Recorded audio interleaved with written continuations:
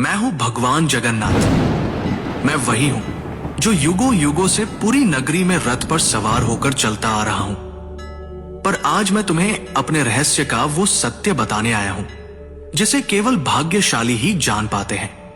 लोग मुझे जगन्नाथ कहते हैं, पर क्या तुम जानते हो मैं कौन हूं?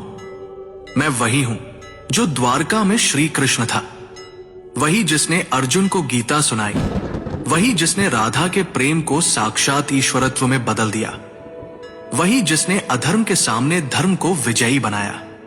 जब द्वारका का अंत हुआ, मेरा पार्थिव शरीर समुद्र में प्रवाहित कर दिया गया, पर मेरा हृदय, मेरा चेतन तत्व नष्ट नहीं हुआ।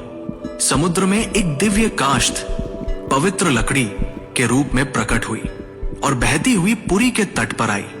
उसी समय राजा इंद्रद्युम्न ने मुझे स्वप्न में देखा। हे राजन, ये कोई साधारण लकड़ी नहीं, ये मेरा शरीर है, इससे मेरा विग्रह बनवाओ। राजा ने आदेश दिया।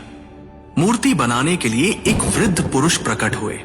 उन्होंने कहा, इन्हें गुप्त रूप से बनाऊंगा, कोई द्वार मत खोलना। वो कोई और नहीं, स्वयं विश्वकर्मा थे। जब मूर्तियां बन रही थी, रानी की चिंता बढ़ी। द्वार खुलवाया गया। मूर्तियां अधूरी थी। मेरे हाथ नहीं थे, मेरे चरण नहीं थे, पर तभी आकाशवाणी हुई, यही मेरा विराट रूप है, यही मेरा जगन्नाथ स्वरूप है, जहां मैं हर सीमा से परे हूं। जो मूर्ति नहीं, चेतना है, जो धर्म का रक्षक है। राजा ने मेरे उस दिव्य हृदय को मूर्ति में प्रतिष्ठित किया। वो हृदय जो श्री कृष्ण रूपी मेरी चेतना का केंद्र था, वो आज भी मेरी मूर्ति में वास करता है। हर 12 से 19 वर्षों में जब मेरी मूर्तियां बदली जाती हैं, उस हृदय को गुप्त रूप से नव विग्रह में स्थापित किया जाता है। कोई उसे देख नहीं सकता, कोई उसका वर्णन नहीं कर सकता, क्योंकि वो हृदय भौतिक नहीं, दिव्य है। मैं वही हूं जो कृष्ण है, विष्णु है और फिर भी सबसे परे है। मेरी आंखें गोल हैं क्योंकि मैं हर दिशा में देखता हूं।